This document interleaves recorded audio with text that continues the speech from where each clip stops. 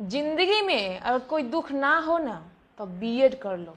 BEd करके सोचे थे स्कूल में मास्टरनी बनेंगे, सब मैडम जी कह के प्रणाम करेगा, लेकिन ना, सरकार को तो मंजूर ही नहीं था। अब बोलता है क्या कि बीपीएससी निकालो।